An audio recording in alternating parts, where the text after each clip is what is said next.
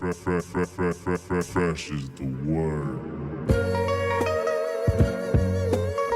I'm Jim Duggan, got long wood for plenty hoes. I keep it fresher than fresh, but you already know. You suckers bummy, I'm money, I got a ton of flows. My weed loud like a motherfucking thunder roll. Your shit quiet like you ballin' on a budget though. We see your kicks and we laugh and yellin' what are those. You see me shining like a suit on puffy. You know my grind and shit is too strong, buddy. That's why the dude call money. I be stuntin' like it's nothing at all. Cause it's nothing to me, it's probably something to y'all. Trying to smoke like me, then come and fuck with your dog. Got a closet full of kicks, you can't cop it them all. And I'm fresher than the freshest, you can tell it's in my essence. Bitch, you see the way I'm rapping, yes I do this shit to death. I tell I'm running out of breath, I tell somebody cut a check. But either way you know it's fresh, and either way you know it's fresh. Fresh, we fresh. Fresh, goddammit, we fresh. Welcome to the Fresh is the Word podcast, the podcast about music, pro wrestling, and MMA, and everything that kind of latches on in between that. I'm your host, K-Fresh, and before we get to the show, just like to remind people on ways you can support the podcast. If you go to our website, freshesthepodcast.com, there's a link on there you can click that says support the podcast, and you can donate anything via PayPal. Or there's also a Amazon link. If you ever want to purchase anything on Amazon, just click through that link, or even save it into your bookmarks, and they'll on any purchases you'll make, they'll shoot a little bit of commission back. It won't change anything on your end. It'll just throw some pennies my way. And also follow us on various forms of social media. Like always, you can go to Twitter and Instagram at Fresh is the Word 1. That's Fresh is the Word, then the number 1. Or you can go to Facebook, facebook.com/Fresh is the Podcast. And please, please, please share any links that we post. It'll definitely help out the podcast. And if you can, go to iTunes and search Fresh is the Word. And give us a bit of a good rating if you like the show, and that'll help out a lot. Quick programming note, this week I don't have any guests, so like always, I'll be joined with my guest host, hip-hop artist from Detroit, MMA and wrestling connoisseur, and proud Marine, Vstylez. How you doing today? Hey, I'm great, man. Salute to all my double dogs out there. Today is our day. It's our birthday, November 10th, 241 years old. Yeah, I'm highly motivated, and let's get it. Oh, definitely. This is the first edition of the podcast post-election that seemed like has been going on forever. I can't remember a time and a place, a world without this Hillary Clinton versus Donald Trump election. It feels like one of those really bad cold winters that we have here, where you can't remember last time it was warm out. That's how it feels. Definitely feel you on that, man. Definitely feel you. We living in a different world right now. It's a whole different world. People are freaking out. And it's just weird right now. And I like what you said on Facebook. You lived through the Reagan era, so we can do this. This ain't shit. And I'm with everybody as far as how they're feeling.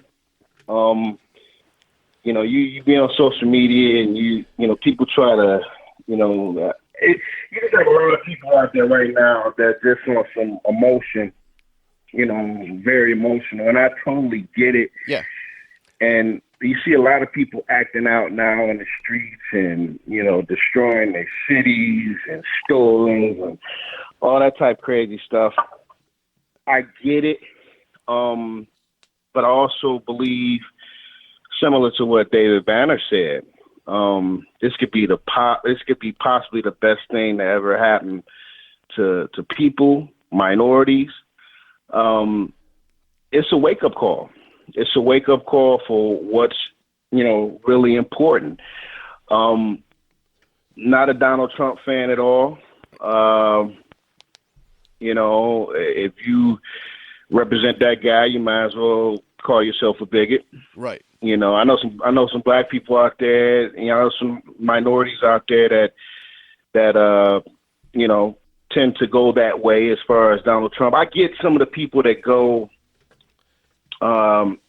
the Republican way. And to me, it's more of a status than anything. So if you have a business, you're going to go with who's going to give you the best cuts as far as your business is concerned. So I totally get that. So I don't want to say everybody is a bigot. Right. But you got some people out there that, you know, they've been using, you know, Donald Trump is nothing but a vessel for them. You know, they've been afraid all their lives to speak how they really feel.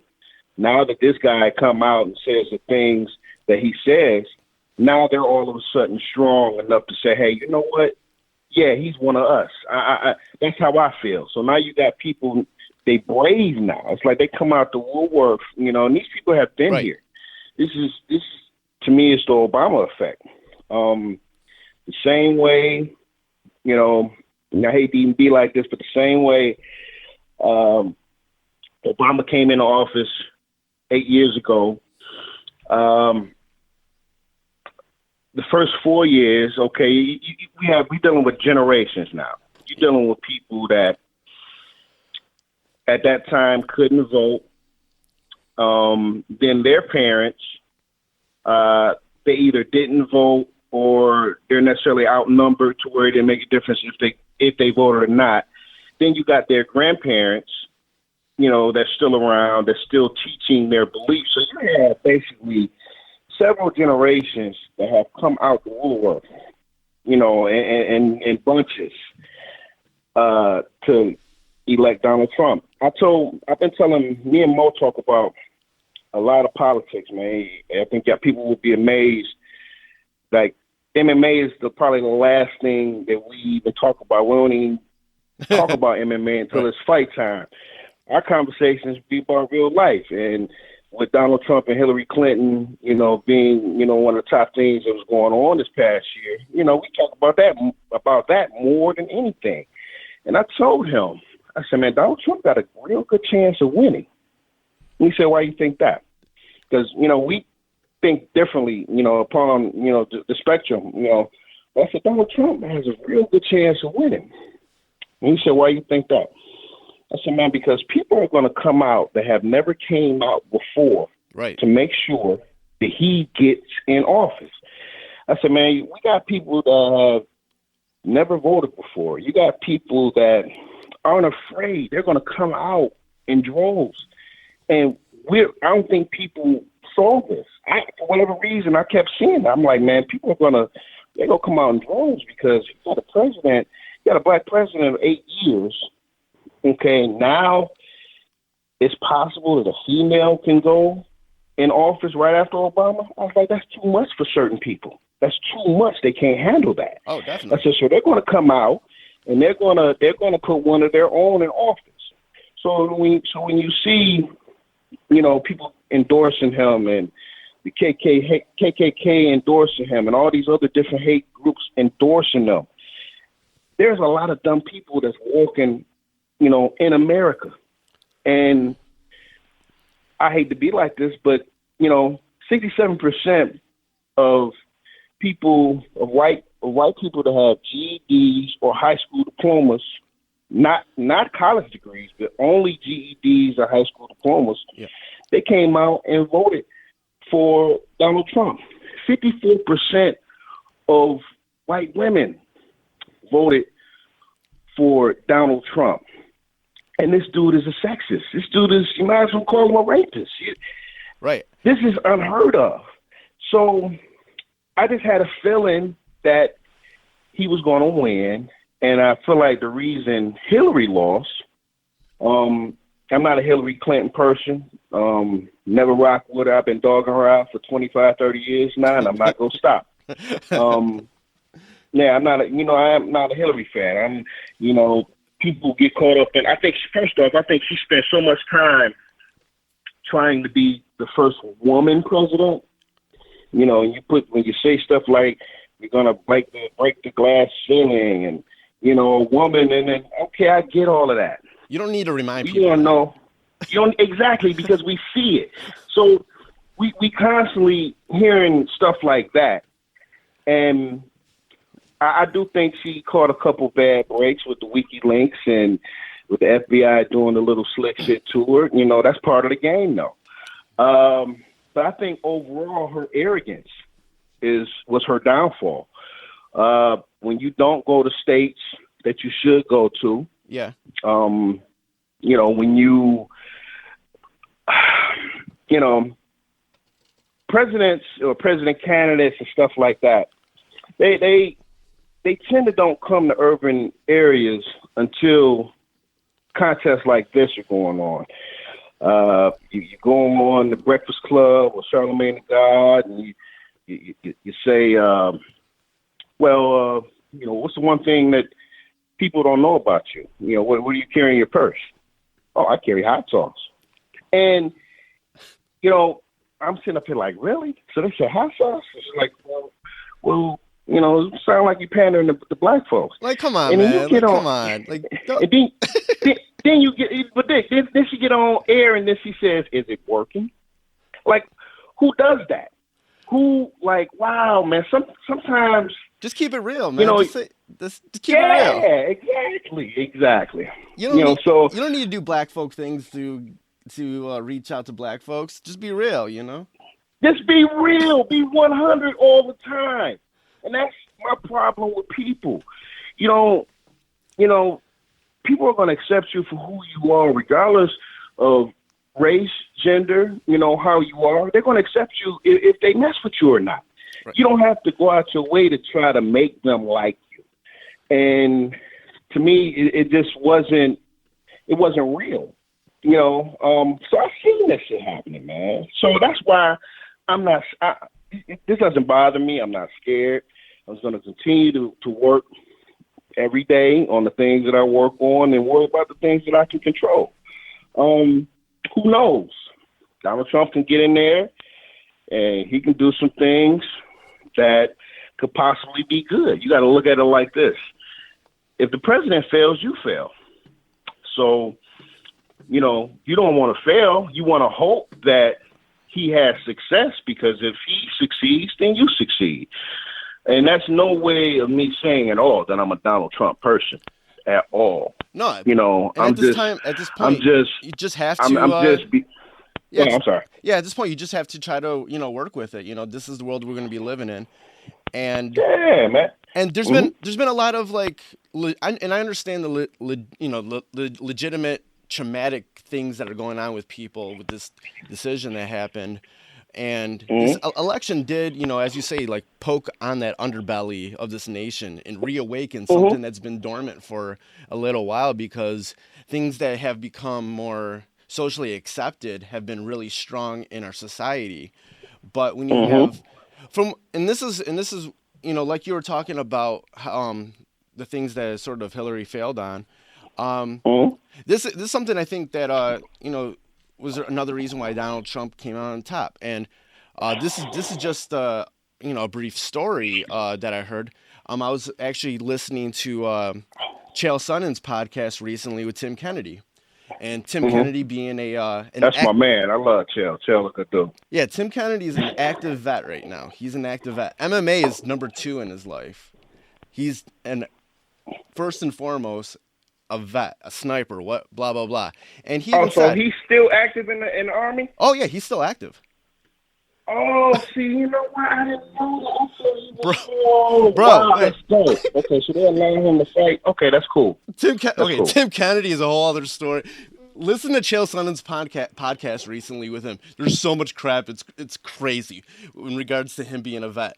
But he said that he don't necessarily agree with. He's never been a Trump fan. Necessarily agreed with most of the stuff, but Donald, he was still, active recently at one of his bases or whatever, and Donald Trump came to visit, wherever he was at, and he, Donald Trump was doing a lot of one-on-one with people. He actually got to talk with them, and what Tim Kennedy came out of it was, he's like, Donald Trump actually had a lot of smart people around him. He got some actually people that were really knowledgeable about. There's things that come out in the news about he's appointing this person and that person, and people the EPA person. Yep. Yeah, but there's other people that he has that doesn't make it to the news apparently, that are really strong, really knowledgeable about what they're what they are about. And that's what he got out of it. And he became a Trump supporter because of that. He saw that there was these really smart people.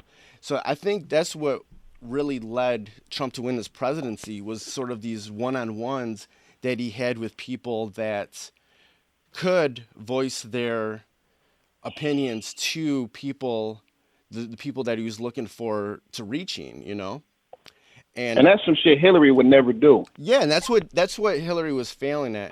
She was, like you were saying, she was being the whole hot sauce thing and like whatever. You don't need to do, like you don't need to do that. As a white woman run for president, you don't need to, you know, fake the funk, man. Just be real. Say that you have like a Harry Potter book or in your purse. Yeah, exactly. Like she could have said some shit like, The Wire is one of my favorite shows, and we would have got it. We would have been like, oh, okay, you know, maybe it's the question, maybe, but she fucked that up bad. You know, it's like, wow, are you fucking kidding me? Right. No. Right. It's like, what if she came to the radio station with Tim's on in New York? Week Tim's. You know, that's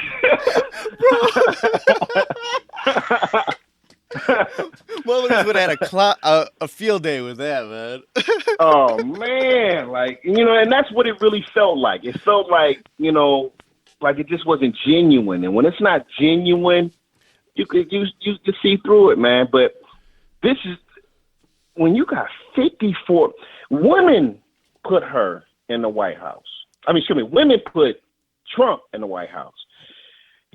How bad are you when 54% of the white women vote for Donald Trump with all the sexist stuff, all the crazy things he said? I think with the reason why he got the majority of white women is because I think white women cared more about their white privilege more than being a woman. And that says a lot, man. That says a lot. And then I see this thing online where people are like, oh, Michelle, we want you to... Dude, I just gave y'all some numbers. You think Michelle Obama has a chance in 2020 if she was decided to run for presidency and 54% of white women put Trump in office? No, that's not going to... It's not. Let her be. Let her... You know, and I like Michelle. I think she was a great first lady, excuse me. I think I still think she's great. Do I think is a possibility? Sure. Hell, Donald Trump just won. Anything's possible these days. But I don't think, I just don't think the establishment will allow that. No. And for all of us right now, you know, it's either we're all going to, you know, get self-knowledge or we're going to fall by the wayside and just be, you know, a normal person. You know, I think all of us, this is a wake-up call. We need to all, you know, come together and figure out what it is that we want. I was talking to Mo yesterday, man, and we really love giving back to communities and, you know, things like that.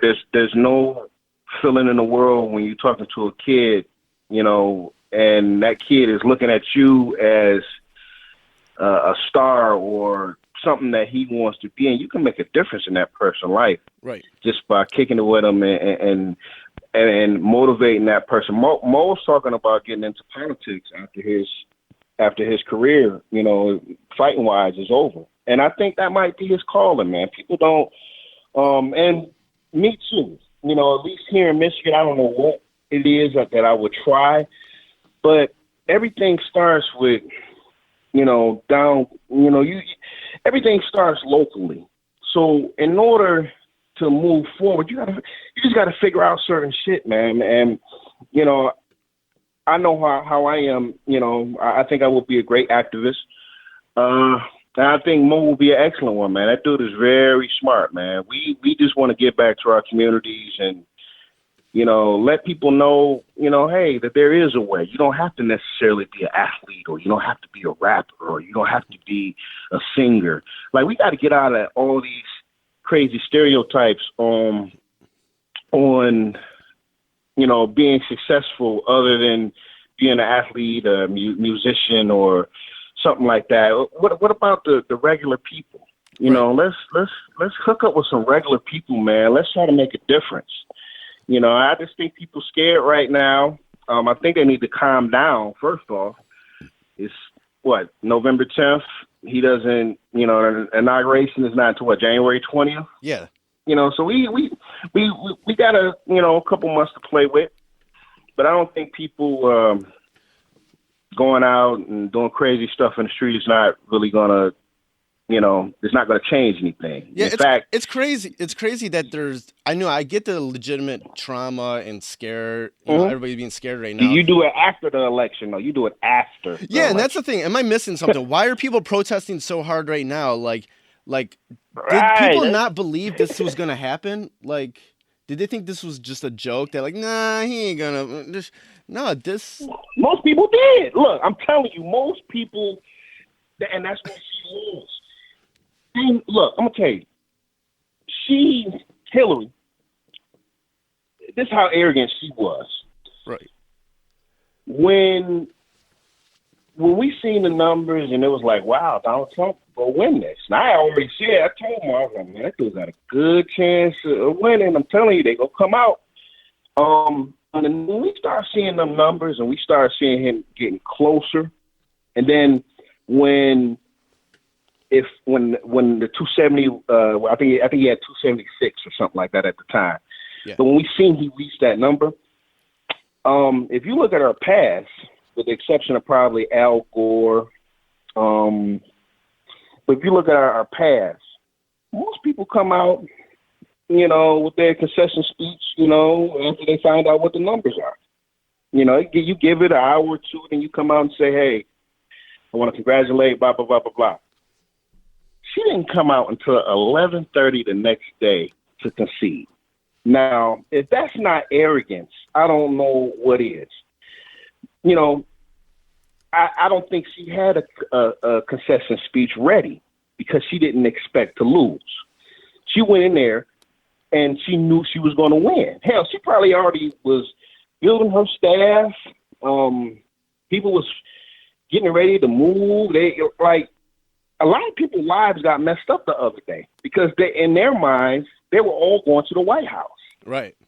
So in her mind, I don't think she saw this coming because of all these, these stats that we see on TV and CNN and how they're projecting Hillary's going to run away with this election. I'm like, man, okay.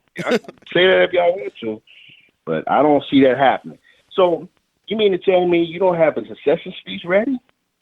Win or lose, you're supposed to have both them speeches ready. Oh, definitely. I heard Trump had his. You waited until 11:30 a.m. the next morning to give it. Right. Come on, man. That's just showing me that you took it for granted. She took for granted that Barack's people was going to be there for her. And I've never been a Hillary Clinton person. Never. I think she's dirty just like most people think she's dirty. Yeah. Do I think she would have made a better president? Who knows? I'm not for sure. Who knows? I just think her whole thing was be the first woman in the White House. That was her biggest thing. And if you're going to do that, then we should have had Elizabeth Warren there. Yeah. Elizabeth Warren, she messed up. She messed up in a lot of ways. She could have did a woman ticket. Let's say she would have said, hey, Elizabeth Warren, you want to be my VP? I think Bernie's fans or Bernie supporters would have came on like, you know what? She got Elizabeth Warren. Because we all look at Elizabeth Warren like she's a female Bernie Sanders. Yeah. So we all would have jumped on the board of that. I'm totally against Hillary Clinton, but if she would have grabbed Elizabeth Warren or Bernie, I think that would have been a tipping point. In the world. That would have been a tipping point of this election. That would have been exactly, and she wouldn't have lost. She would not have lost had she done that. But her arrogance, maybe it's the Clinton way. I don't know. But her arrogance, had her go in a different direction. So there it is. I will say this. I do think Donald Trump's a bigot. Yeah. I think a majority of white males that voted for that guy, it's a possibility they could be, the same as him. I can't say 100% that everybody is like that because, like I said before, certain people, they choose the Republican side for just numbers. Everything is a numbers game when you have businesses. So I totally get that. I got friends that are Republicans, and I don't look at them like they can't be the way that we're typically describing a Trump supporter. They just can't be that way. Herschel Walker is a big Trump supporter, and he's lost a lot of friends in the last couple of months because of his support of Donald Trump. So his experience with Donald Trump might be different than what we see on television. Mike Tyson is a huge supporter of Donald Trump. I think Dana White gave his support to Donald Trump based on what happened in the early years of UFC. When you allow something like the UFC to come into your Trump hotels, to fight out of there, when they really didn't have a budget. So I think that was more of a loyalty thing. Right. But a majority, and when I say a majority, I mean the people that you don't hear about, like people that's in the barns, the people that's homeschooled, the David Dukes, and the people that we just don't see in everyday life. They came out and put this man in office. And I'm just totally shocked at the women, though. Women generally jump on the women train. That's just how it is. Right. Woman, I'm every woman. But 54% of women voted. Now black women, I think it was something like 93% of black women voted for Hillary, and that's cool. Yeah. But 54% of your own, and I hate to even put it in this way, but if your own kind didn't vote for you, what does that have to say about you? And I wouldn't have voted for her neither, but what does that say about you? That's arrogance at its best, man. So I just think we need to sit down and see how this plays out, man. I never was a big I don't like Obamacare. I don't like that shit. That shit is corny. That shit, you're raising people premiums. You talking about like, I let's see, how can I say this? When you're used to paying like maybe $500 a month for insurance, and then your shit goes up to $1,000 a month, and it's forced on you because of Obamacare. I never asked for that shit. Never asked for it. It's forced on you. So you forcing me to pay another $500 because this is some shit that you implemented. I like the shit better than, I liked it better the way it was before. Now, do you want everybody to have universal health care? Yeah, in a perfect world, sure, that would be great. I mean, you can go over to Canada and it rock like that over in Canada, but here in the United States, unfortunately, everybody don't have medical. Our veterans, for the most part, are left out in the cold. They use and abuse, and they get left out in the cold. I didn't ask for this. At the end of the day, you have to worry about you and yours. You can't be concerned about everybody else. So I like it much way. I like the way it was before, where I got to pay a deductible now. And this most people that I talk to when we talk about this healthcare stuff, I got to pay a deductible. Like, so I got to pay like a $2,500 deductible before my insurance kicks in. And I have good insurance. Right. So my shit went up basically just because you forced something down our throats. That's not cool. I didn't ask for that. So one of the first things he said he's going to do, in his 100 days in office is repeal Obamacare. I'm curious to see how that's going to work. because it might benefit a lot of people. Now some people will be left out in the cold, and I'm definitely sorry about that. But at the end of the day, you can only do what you can do as far as, your family. And so I can't worry about everybody else. I have to worry about my family. So hopefully that gets repealed, because I think some of the things that would scare people with that too is if I could say one thing about his 8 years in office, that's the one thing that I hate. Right. I hate Obamacare. And I think the one thing that people are kind of scared with the whole Trump thing in regards to that is that I don't think anybody understood like what his plan was to do after repealing it, And they have a plan in place, but it hasn't been put out yet. But the guy, I forget who it was that I seen the other day. But they have a plan in place, because all Hillary was going to do was she was going to come in and she was going to try to fix all the bad shit, and she was going to rename it. That's all she was going to do. She was still going to keep the same thing, and then try to fix all the fuck shit that's wrong with it, and still keep it. And to me, that's still the problem. That's still just putting like some Band-Aids over there. That's still putting like some Band-Aids that are still going to bleed through, Exactly.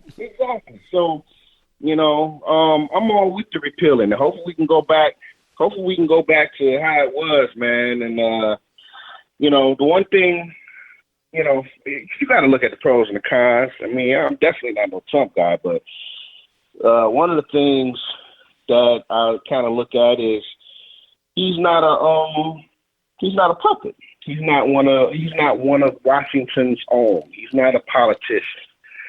So let's say he go in there and he do shake it up.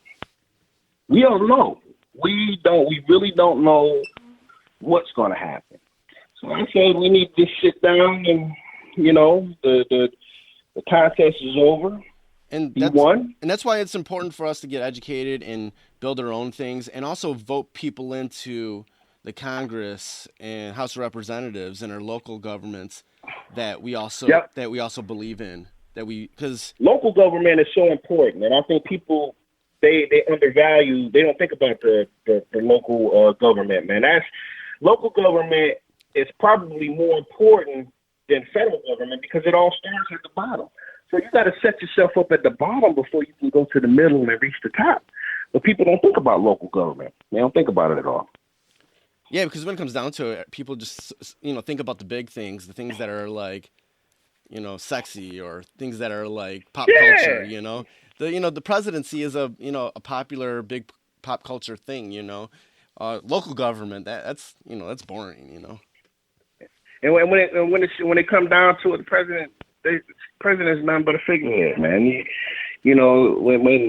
When you got the Federal Reserve, whoever runs the Federal Reserve for the most part runs our government. So if you don't know that, you need to look that up. Right. And the Federal Reserve is not even federal; it's just called the Federal Reserve.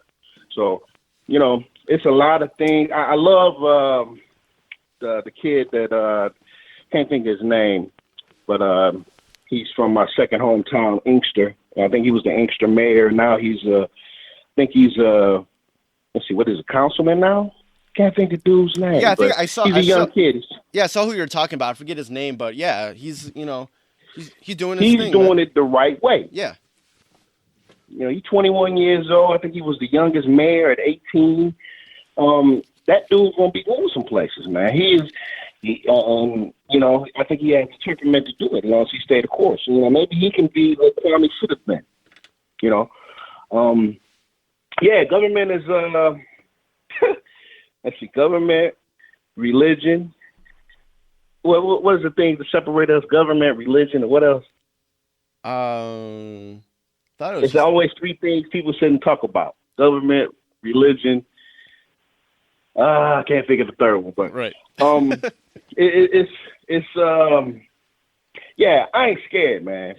I ain't scared. I just gotta wait. I gotta see how this shit plays out. Yeah. Shit don't bother me, and it is what it is, man. Bring it.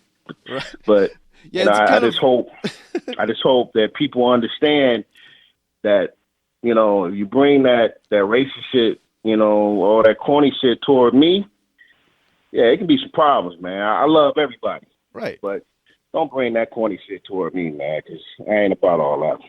Yeah. And before we move on to a different topic, in regards to like the sort of arrogance of people thinking that Trump wouldn't win this presidency, I knew that this was a possible outcome for a while now, and the moment that I realized that it was a possible outcome, this I forget when, but it was a while back when things were starting to get cooking in the elections.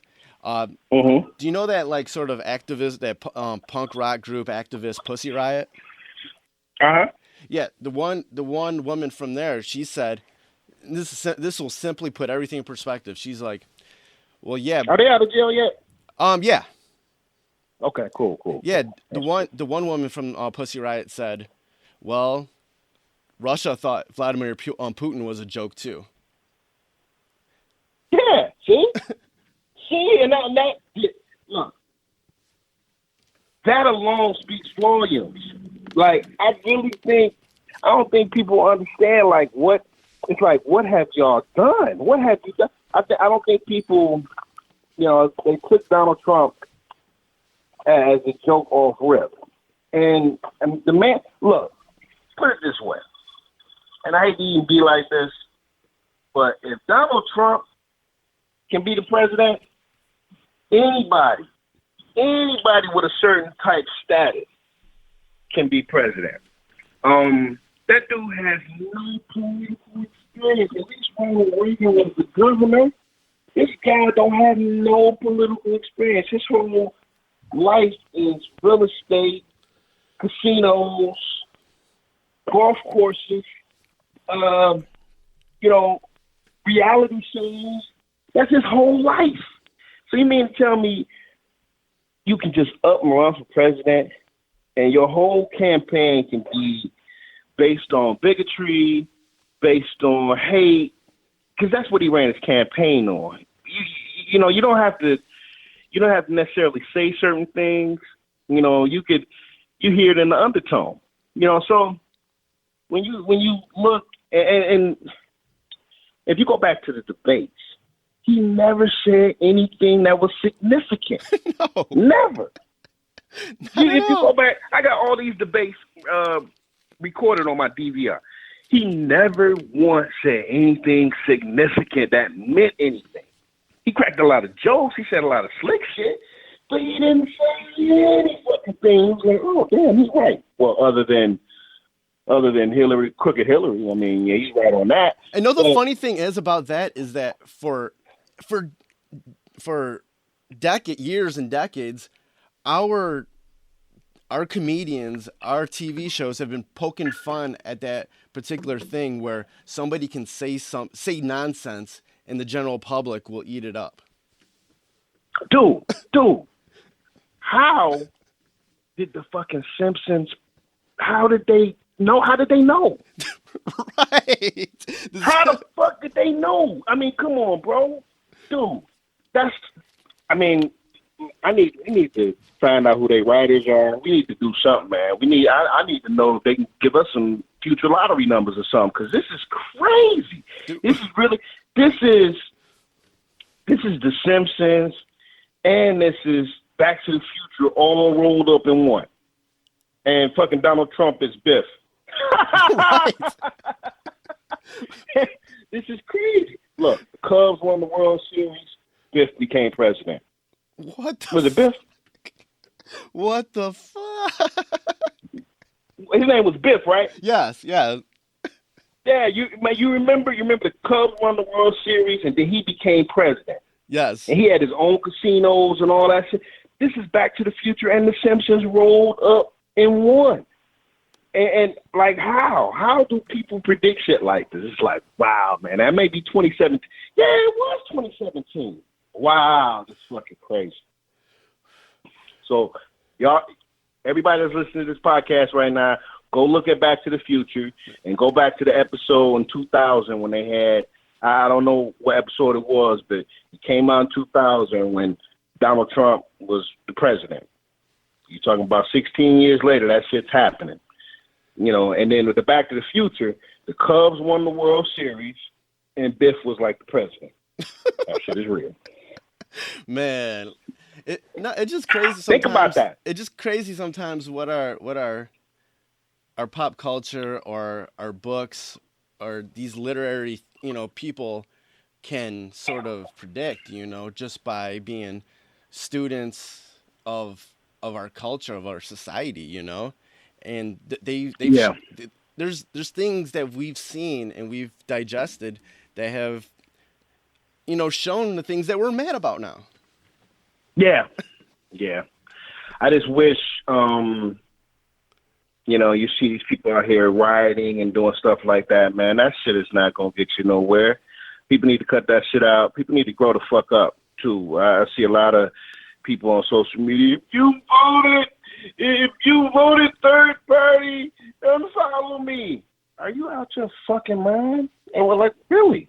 Like, first off, it's your right to vote for who you want to vote for. Now, can we have a discussion about it? Can we have a discussion where we can agree to disagree and keep it moving without it being disrespectful? Sure, we can. We can do that. I don't agree with everything that my friends say, but what we do is we have dialogue, and I'll see, what that person is speaking on, and they'll see what I'm speaking on, and we'll either agree to it or not, and we keep it moving. But it don't get to the point where it's, follow me. I can't believe, if you voted for Jennifer or Johnson, fuck out of here, man. You ain't gonna make nobody vote for Hillary Clinton if they don't want to.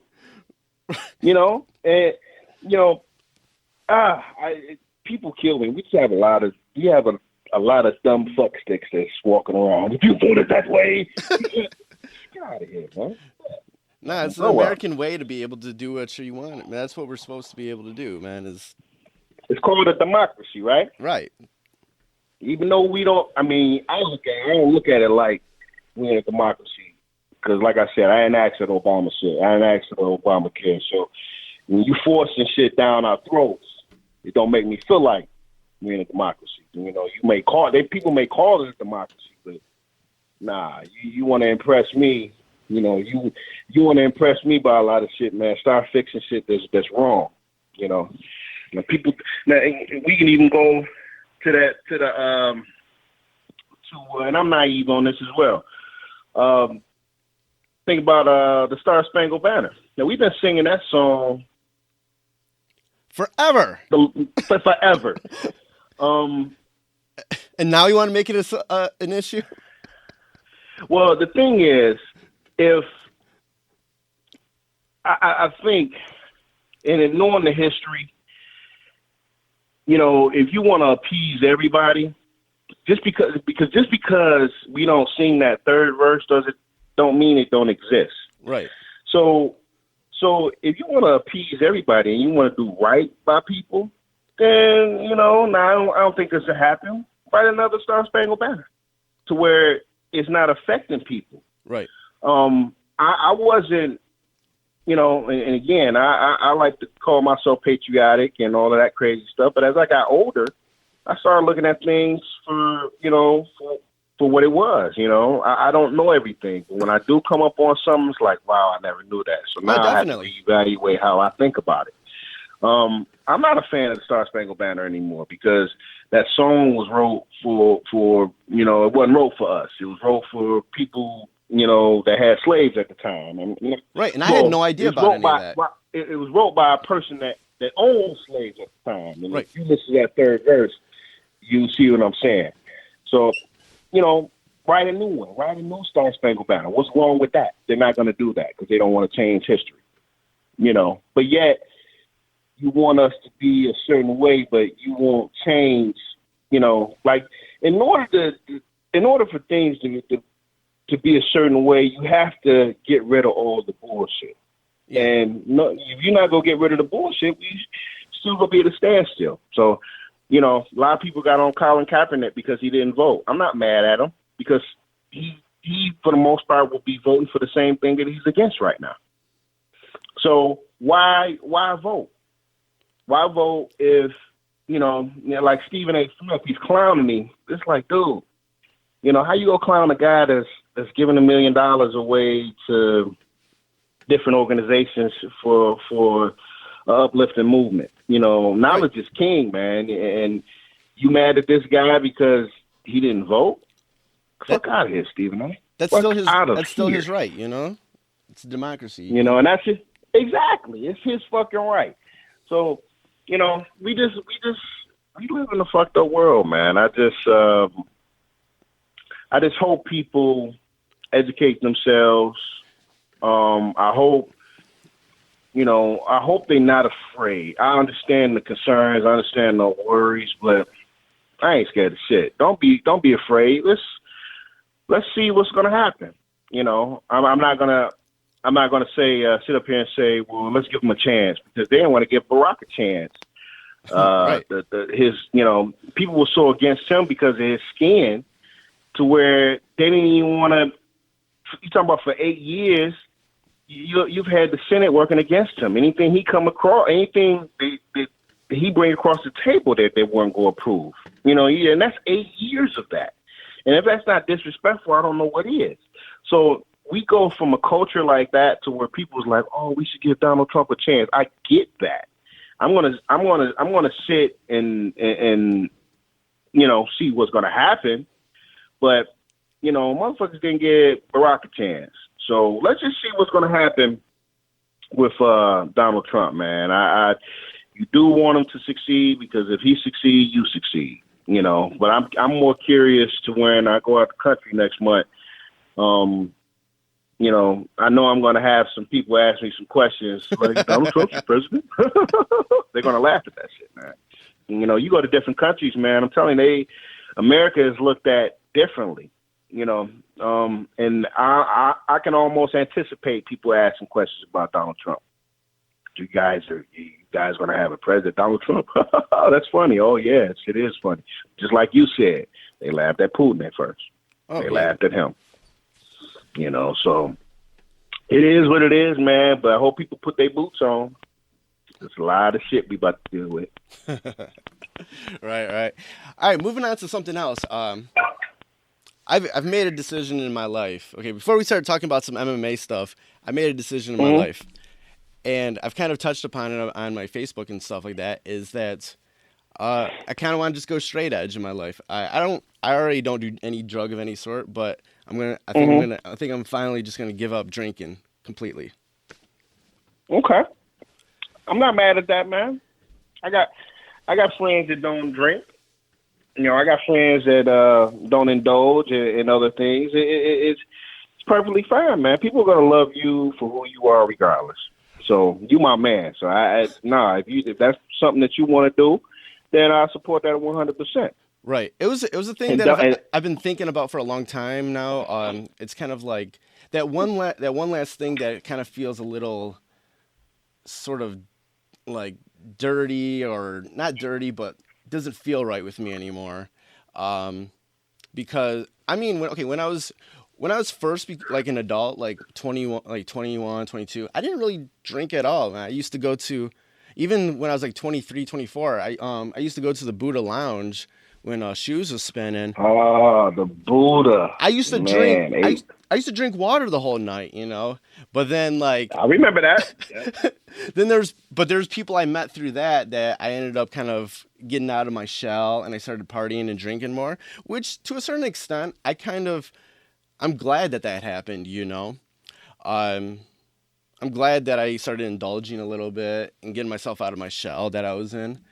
But I just feel like it's run its course. I felt like after a while, I was starting to be around people who, like, I want to have experiences in life, you know. Like this year, I've had a lot of cool experiences because I did a lot of traveling in the Midwest to wrestling events and MMA. I went to UFC 203. I went up north for Yoga Fest, and that was probably one of the best experiences that I had. I had true experiences, and I was getting around a lot of people who they think experiences always have to involve getting fucked up, you know. And no, it don't. And it was getting very tiresome. I was starting. Oh, and I've said this on this podcast before, like between like 2012, 2013, 2014, I was in a really bad relationship with this girl, and it was ruining my life, you know, and drinking was the least of issues at that time. There's whole other ways that she was ruining my life. But when I came out of it, rebuilding my life and everything, I was sort of, taking stock in things that I didn't want in my life anymore. And I've gotten rid of a lot of things, a lot of types of people that I just don't want to be around.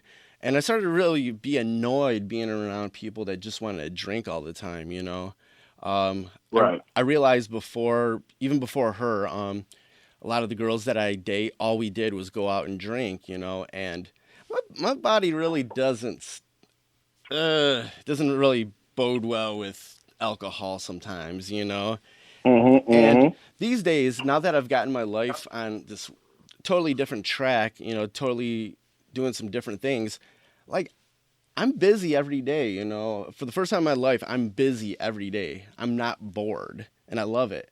Right. I schedule things a month or 2 months in advance. I got most of the stuff that I'm doing in the next 2 months already planned out. I don't have time for a hangover anymore. Hangovers screw me up for a couple days, So it's just something I needed to cut out of my life, and I've tried to before, but I was very half-hearted. But I had an experience a week ago that kind of finally last Wednesday was the last time I drank, and I kind of got a little. Give me the short version. I mean, you could tell the long version if you want to. Oh, the long and the short version are the same. What happened? Is it everybody have a point to where it make them like, okay, that's it? What happened? It was the long and the short are pretty much the same. It was just like I was having fun all night. I went to a concert. I went to the Asking Alexandria show, this metalcore band. I remember that. I remember you posting about it. So beforehand, I went and got some drinks. Went to the show, got some more drinks. I decided to stay out because the Cubs game was still on.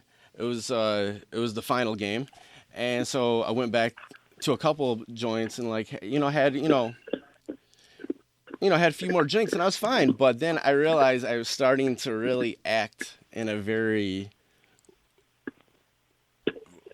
very bad way. Like I was texting people some very stupid things.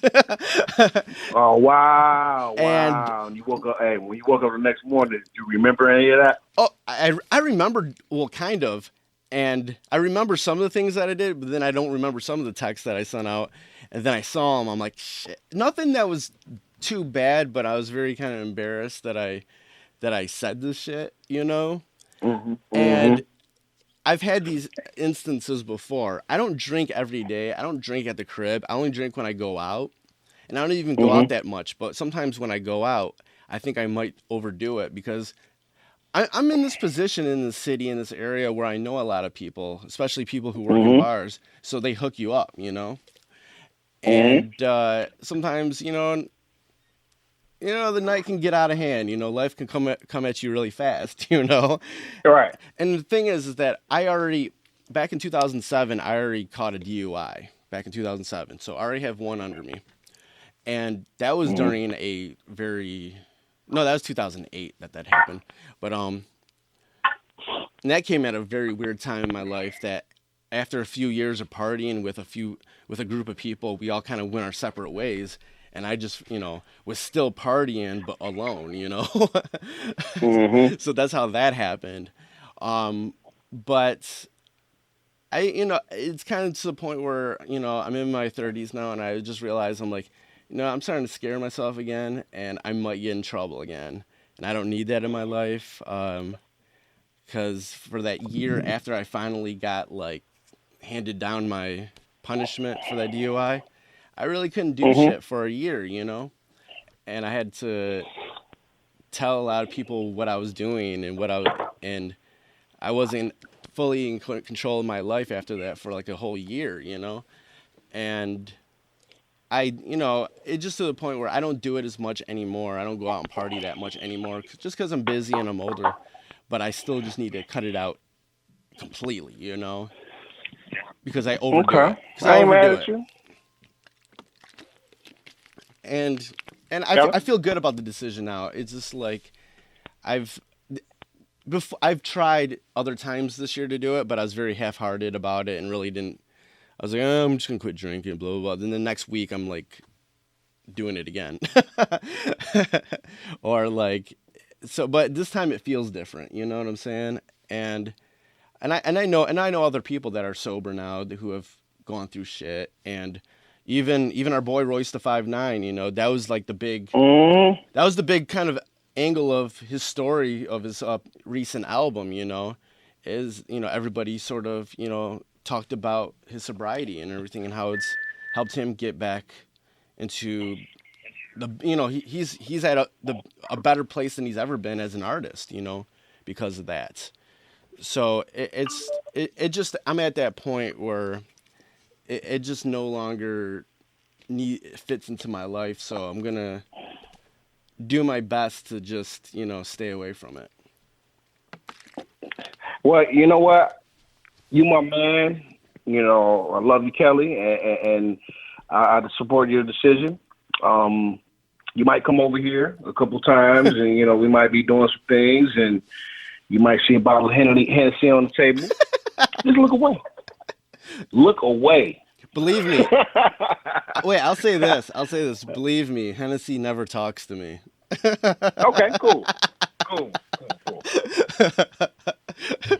Yeah, I ain't gonna front either. I'm real lucky as well, man. I got a Royce story too.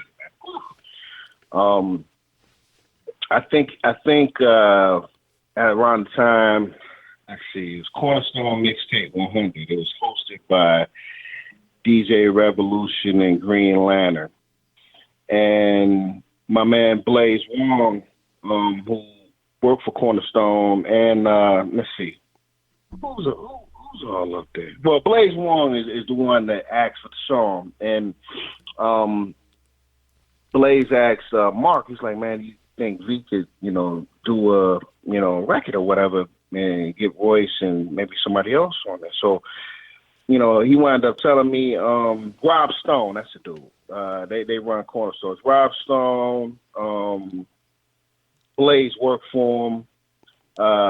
Drew High from Duck Down. They do like a little marketing thing every month, and they have from month to month they have a different DJ from different states. Like whoever the hottest DJ in that state, they put out like a corporate mixtape, and it'd be new songs that's coming out, the dirty versions, and the singles that they're pushing on the other side. Yeah, I remember that. And you remember that? And it was sponsored by Chrysler and a couple of, it was just like a marketing mixtape. But they asked me to do a record, so I'm like, cool. So I hit Royce up. I hit Gov up first. Gov did this crazy ass beat. It's called the Big Three. I hit up Royce, and I hit Guilty up, and we all went up to Hex Studio, off of no, not Hex Studio. It was Trick Studio. It was Trick Studio. Yeah. Went up there and we recorded a joint, you know, called the Big Three, and we celebrated that night, man. And me and Royce, I'm a Hennessy drinker. At the time, he drank Patron. He drank Patron like it was water. I'm talking about like, man, I'm talking about, that's why I'm so proud of him today, man, to know where he come from, to seeing him now, it's like, wow, man, you know, and you know, I watched that guy develop, man, so good for him. But, man, I said, you know what, it's my fans, it's my cousins, boy, I'm gonna drink what he drank. Man, look, I drank some Patron. I'm like, this ain't shit. This ain't shit. Give me more. I mean, you consume so much of that shit to when finally it's like, wait a minute, what the fuck? What's going on right now? Right. Oh, shit. Look, bro. I was taking him home. Back then he lived in Walled Lake. I was taking him home, man, and it was about 2, 3 in the morning. Somehow we ended up at a rest stop in Howell, Michigan. Oh my God. Yeah, Howell, bro. Howell. Yeah, I already know. So I woke up probably about 8 o'clock. 8 o'clock a.m. I'm on the driver's side. The ignition still was in drive. My foot was on the brake. Holy shit. The entire night. And I don't know how I didn't roll out onto ongoing traffic. I just don't know how. I don't know how that didn't happen. So, that's definitely the supreme being up there, man. But I woke up the next morning. I woke up and I looked at Rose. Rose was knocked out. And I said, "Oh my God, man!" You know what's funny? As soon as I went to go turn around, man, I had a fucking accident. I had a bad accident, man. So, yeah, that was a man. I mean, and we still went and recorded later on that day too. But yeah, it was. Yeah, I got a couple of Roy stories with that Patron shit, man. But yeah, I never forget the trooper. Trooper came up and she was real cool and. She's like, "When last time you drinking?" I said, it was probably about 1 a.m. She said, "Okay." She gave me like the police report number, and she didn't do the sobriety shit, and it just worked. It worked out. Right. So it is what it is. But yeah, man, that definitely, nothing wrong with straight edge, bro. Nothing wrong with that, man. If that's what you go do, go for it. Right. I'm definitely gonna support you though. Thank you, man. Yeah, I just had a few like really close calls this year. And I don't even really go out and drink that much, but like the times I did, I just had a few close calls. Like I did have one where I was like, it was like a Monday night. I remember I went to there was a couple, like more indie rock shows that were going on, and I had a few drinks at each of them, and I ended up in Royal Oak to get me some probably like a Comet burger or something, and. So I had a few drinks in me, and I was on my way home. I just wanted to go home, go to sleep at that time. I was just like shit, but and I was about to hit the expressway, hit 696, and I get pulled over, and I'm like shit. I'm like, I don't know how this is gonna end up, man. So the cop comes up to me and starts questioning me and everything, and I was able to answer everything really quickly. The one thing I feel like won it for me was, and I'm glad I looked at what time it was. He goes, "Tell me what time it is, but don't turn your head to look at it." And I'm like, I 2:45, and he's like, "Okay." And then he comes back, and as soon as he walks away, I turn my head and look at it. It was 2:42, and I was like, "Oh shit!" Right. I'm like, I'm so glad. I'm like, damn, I got that right, man. And I'm like, so he just came back with a speeding ticket because I was speeding on Washington, and I was like, lessons, bro. And I was just like, oh, that scared the shit out of me, man, because I don't know how that could have ended, man. I had a show one night. Man, we gonna talk. We talking, man. Whew. Man, I had a show one night. I can't remember the place, man, but it was I want to say the Ritz or something. Yeah, it may have been the Ritz.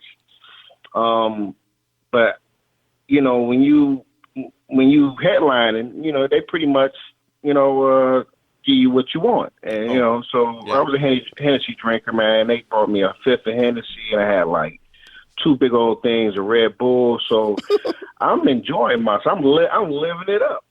You got my money at the end of the night, and I look at Mark. I said, "Mark, man, I'm tired, man. I'm about to go home, man." And, because me and Mark the Spark was roommates at the time. Yeah. So I said, I see you, later, because he still had to, get his DJ equipment. And, man, dude, you talk about totaling car. I totaled my car, and the car that I hit got totaled. Oh, damn. And the state troopers are some assholes. I shouldn't be like, all of them, but, for the most part, they could be dicks. These 2 particular state troopers were real cool, They didn't write me for a DUI. They, they wrote me a speeding ticket, and they helped me get home. And it was the coolest thing. Like, I was like, wow, and when I woke up the next morning, I was like, man, I can't, that's one thing I can't do anymore. So when I, like, how I indulge is, I'm at the crib, and when I pull it out, I'm not going back out. I refuse to get behind the wheel, right? All fucked up. And, I would rather do it in the confines of my home, or with somebody else that I know is going to be responsible, that's going to make sure that I get home correctly. Because I have no problem saying, hey, man, take the keys, bro. I need to sit in the back. Right. There's no quarrels about that. I sleep on your couch before I even think about getting behind the wheel, drinking. So, yeah, I can totally, I respect that, and I can relate to that, man. Sometimes it takes stuff like that, man. You need wake-up calls, man. So, oh, definitely, it's always better late than never. Right. It's like I said before, it's like one of the last things that I want to really change in my life. That's been I've been thinking about for a long time, and I feel like it finally feels right in my mind. Like, it's finally clicking. So I think this time it will actually stick, so hopefully I can get through all that, but all right, let's move on to some MMA. It's one of the biggest weekends ever for MMA with the UFC 205 card, MSG in New York. Finally, there's MMA in New York. But before we get to this big card, there's actually other shit going on this weekend outside of the UFC. This is actually a really big weekend for MMA in general. First off, I want to talk about is this on Saturday also over in the UK. Cage Warriors is doing an event. And it's going to be headlined by somebody who's got a big buzz behind him right now, Patrick the Paddy Pimblett. Have you seen this guy before? Nah, I'm not hip. See, that's what I'm talking about. See, you schooling me, guys. Yeah, right now he's like he's the featherweight champion for Cage Warriors. He's an Irish guy, very, very reminiscent of Conor McGregor. He has a lot of swag to him. He has some longer blonde hair, and there's a lot of buzz about him. A lot of your, we've talked about it before in regards to the fans of UFC. You say what's his name? Paddy Pimblett. Oh, okay. I'm curious. When you tell me stuff like that, I get real curious. I'm glad you did it, but usually I'm the one that's telling people about right. other people. So you got one up on me. Right. And I appreciate that. I just learned something. So, right. Yeah. There's a lot of buzz going around with this guy. There's Cage Warriors did definitely, I think he did, like I said, re-up on another 2 years. But he's the main event this weekend, going against Arosa there. So I'm looking at him now. Yeah. Wow. Okay. They call him Paddy the Batty. Paddy the Batty. Yeah. Paddy the Batty. Lord have mercy. Let me see this. I'm looking. I'm definitely looking. Right. He there's been a lot of comparisons, of course, to Conor McGregor, but he's gone out recently saying he really doesn't like Conor McGregor's attitude anymore because he has forgotten where he's come from. Yeah, because he ain't got Hollywood? Yeah, because he got Hollywood and he's forgotten where he's come from. That's what he says. Yeah, I'm not surprised. A lot of people say that about a lot of fighters, man. But,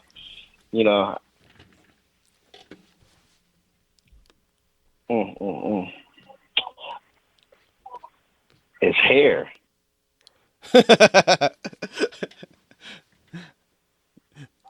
he reminds me he would be in Def Leppard right at the beginning of their existence. Let's see. He looks like On Through the Night, High and Dry Def Leppard. Yeah, he does. The lead singer. Yeah. Wow, he does. Okay. All right.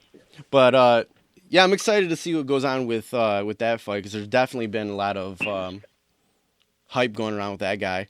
Also this weekend, also it would probably be in the middle of the night for us, I believe. I don't know what the exchange time is, but one champion. So my Rizin? No, Rizin ain't going on to end of the year. They just announced for for December 29th and the 31st. But one championship's doing a big event tomorrow. Oh yeah, they sure. Oh wow, okay, I'm gonna have to catch that. Yeah, and we should be able to catch it tonight. It should be on tonight. Yeah, I think it starts at like 6 a.m. for us, or I don't know. It's something. Yeah. I forget what the timing is for it, but that's being headlined for their lightweight belt. It's Shinya Aoki versus Edward Folayant. So yeah, I like Aoki, man. He's a small guy, man, but you know he will submit your ass real quick. Yeah, because I follow a lot of the stuff online in regards to One Championship, and there's been a lot of hype and buzz with him going on coming up to this fight. So that's definitely some something to look out for. Also, Bellator has a card going on. Looks like actually they're doing that Are they doing that tonight? It might be tonight, man. Let me see. Oh wait a minute. It looks like what they're saying is it airs tomorrow night, but it's going on tonight. It's going on tonight, yeah. But it airs on Spike tomorrow. Yeah, because I think it's in Israel or something like that. Yeah, it's in Israel. So yeah. Yeah, it's in Israel. Yeah, it's Koreshkov versus Lima. Who's on that card? Let me see. Yeah. The welterweight world title. Let's go. Oh, Douglas Lima. Oh yeah, Lima, a beast too. Yeah, I did see this. I didn't realize. Okay.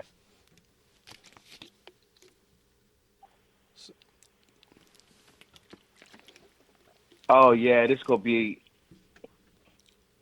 a good fight. This gonna be a good card. And then you got Scott Cleave versus Noad Lahat.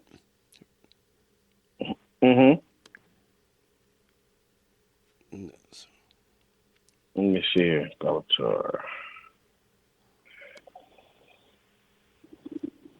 At times, man, it'd be hard to keep up with everybody else's schedule because you focused on what you got in front of you. Let's see here. Yeah, Douglas Lima. Yeah, he's fighting Koreshkov. That's gonna be a great fight, man. Then we got. Oh yeah, Scott Cleave versus Noah Lahat. And we got. Oh yeah, it's gonna be a good card.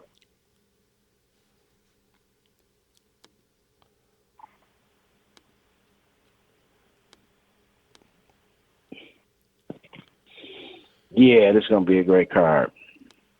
Yeah, I'm excited to check out this card this weekend. There's a lot of good MMA going on. Going back to last week though, this Bellator card.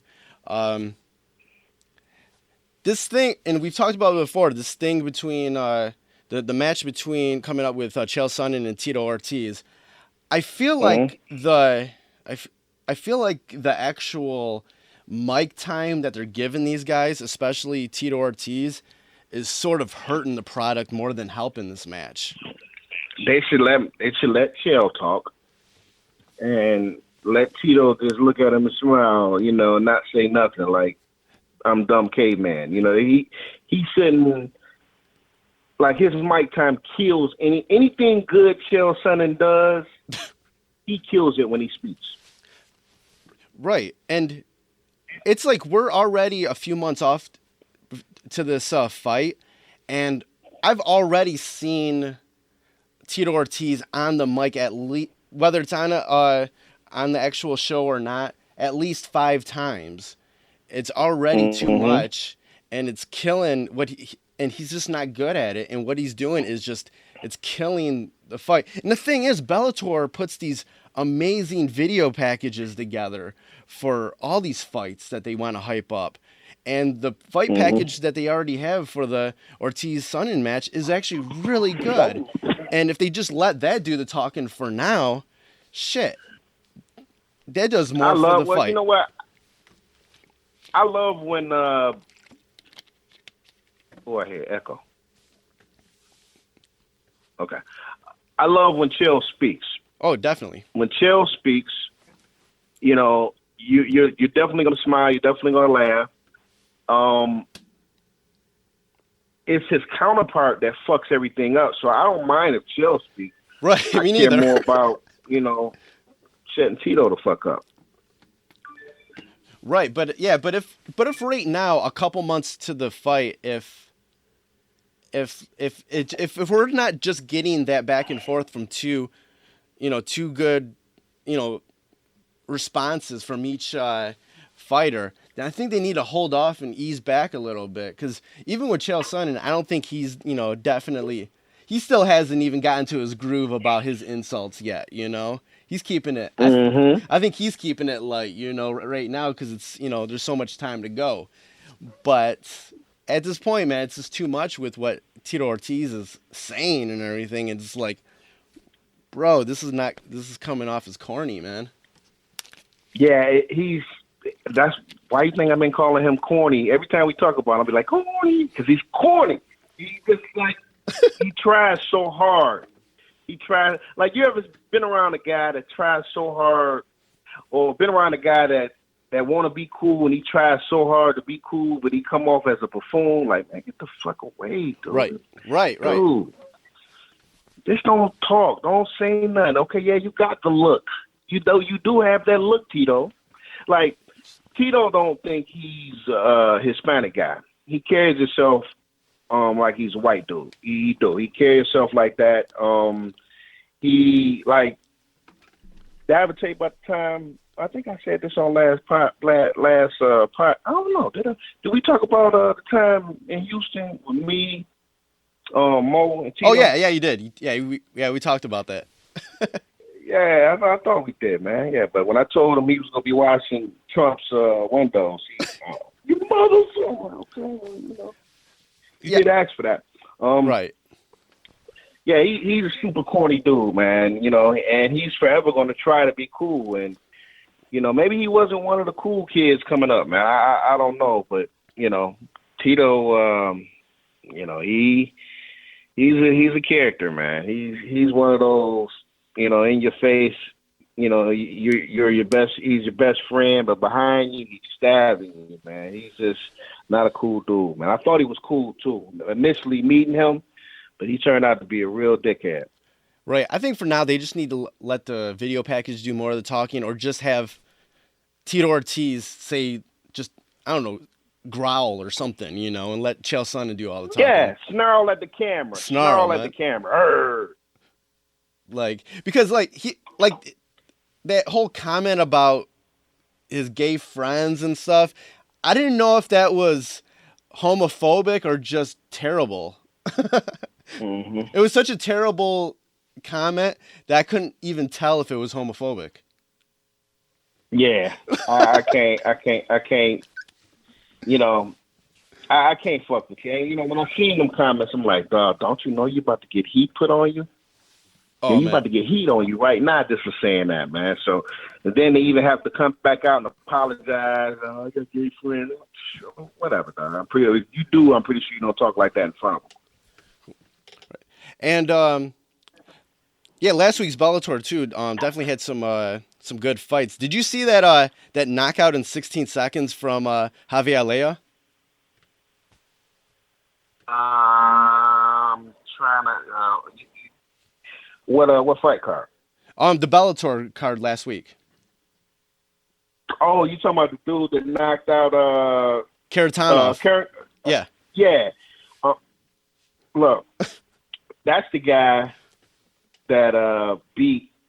See, he beat Alistair Overeem. He beat a lot of dudes. Talking about Sergey Karatanov, right? Something like that. Yeah. They were hyping him with all that. Like before the match, they were saying, you beat this guy, beat this guy, beat this guy. He actually, him and Mo was supposed to, that was a setup fight for him to be introduced for that tournament. So the heavyweight tournament they about to come up with, for the belt. So yeah.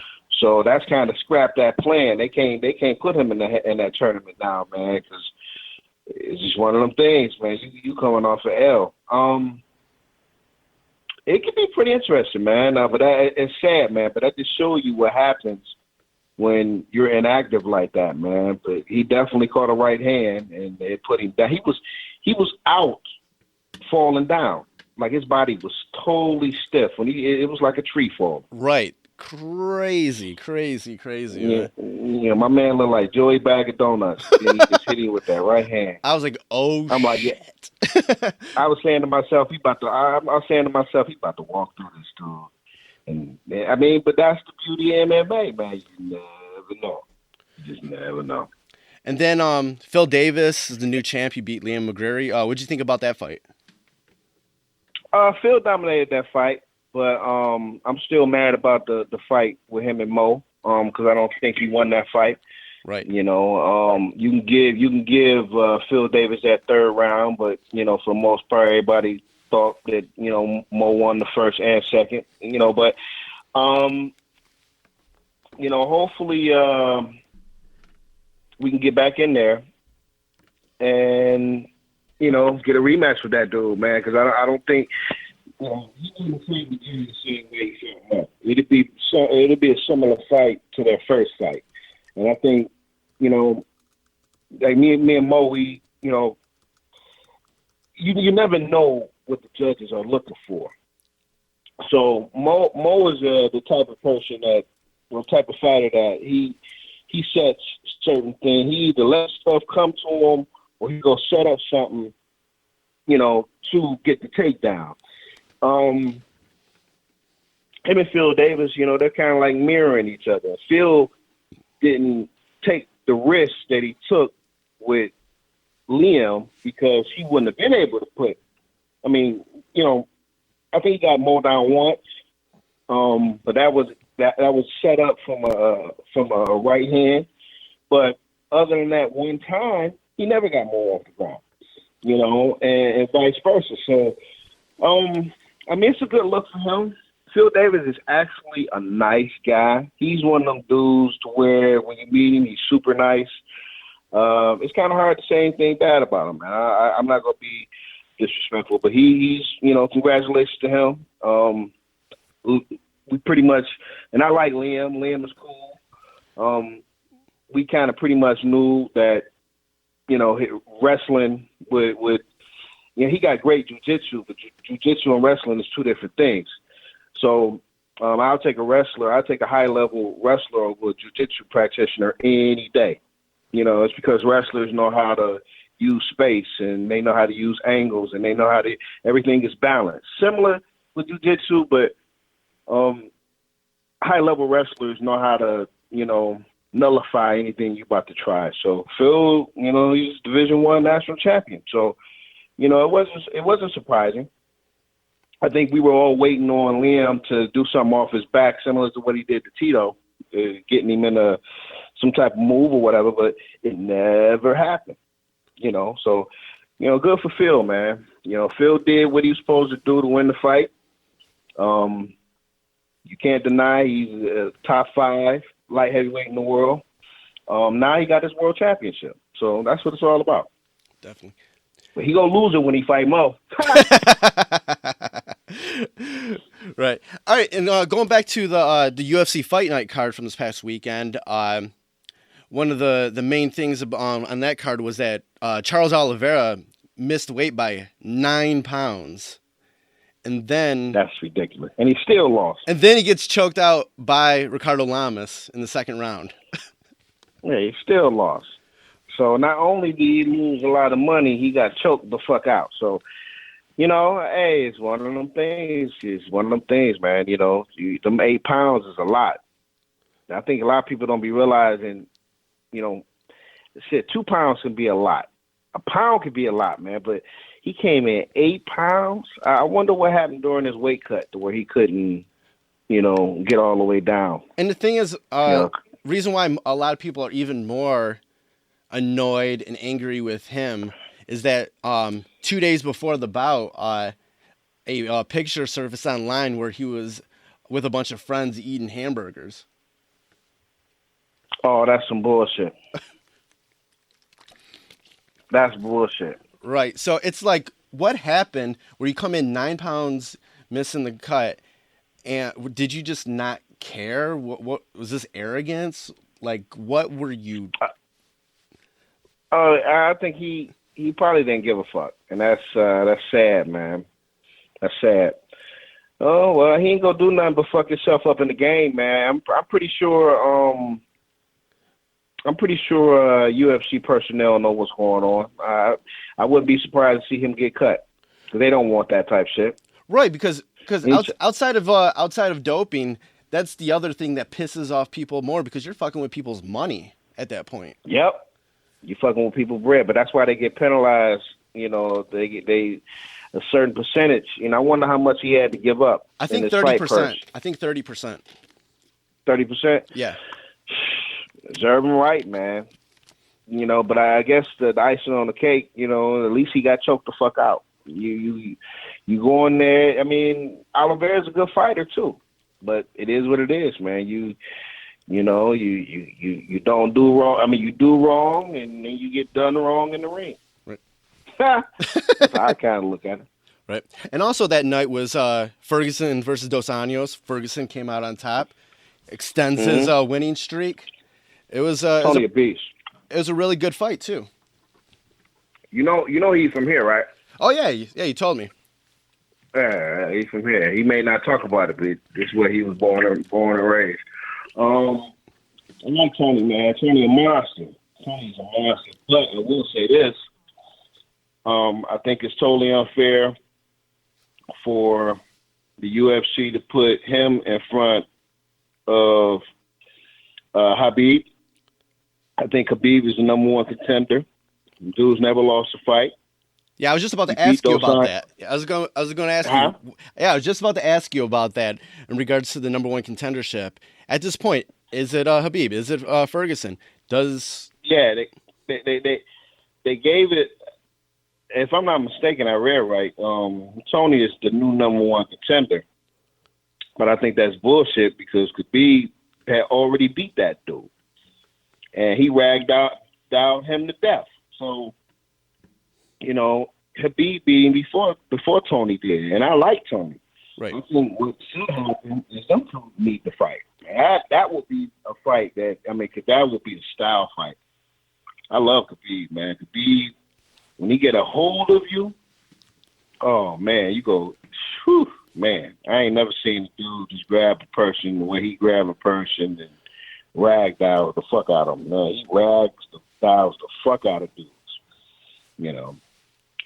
I pick him to be a champion as well. Him and Tony go win the belt. Now, is it gonna be from one another? Who knows? But I can see both of them being future world champions. Right. And that kind of, goes into, talking about the UFC 205 card this weekend. And Khabib's going to be fighting this weekend. If he wins, do you feel like, what do you think will be next if Khabib wins?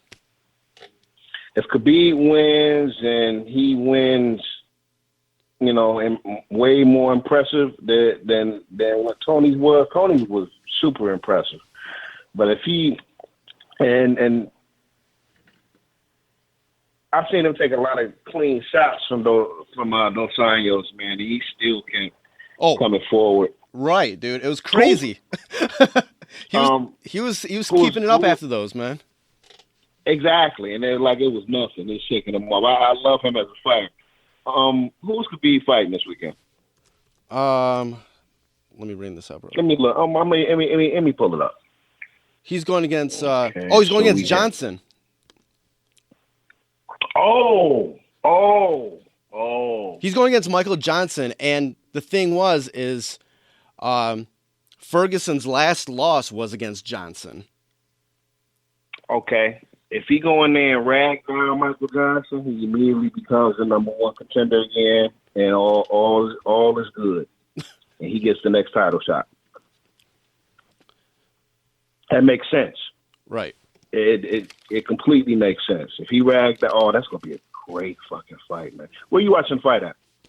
I don't know. Where are you watching the fight at? I'm gonna have it over here. So if you want to come over here, man. I'm coming over then. Cool. I'm definitely this is gonna be great. Okay. Let's see. Yeah, talking more about the 205 card.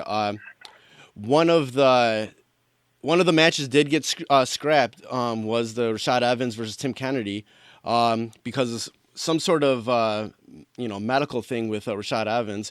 But apparently he wound up passing it, and then they still let him on the card, but they put him on 206.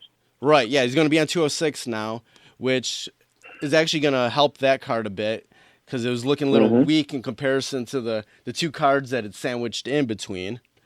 So I'll be excited to see that fight because I'm actually going to it. Cool. Wait, in Toronto, right? Right, in Toronto. You get your tickets yet? Yeah, I did. Oh, man. When is it? December what? December 10th.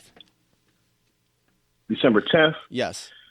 Ooh, man. That's too close. I could go, but then I had to drive right back and get ready to leave to go to... I'm going to think about it. Right. Let's see. But yeah, this is a stat card. Definitely people saying the best card ever. Do you think this is the best UFC card ever? 200 was supposed to be, and then we seen how that shit turned out. Right now, just looking at what I see, easily the best card I've ever seen. Conor McGregor against my man Eddie Alvarez. How do you think that's going to happen? Before. What's going to happen with that match?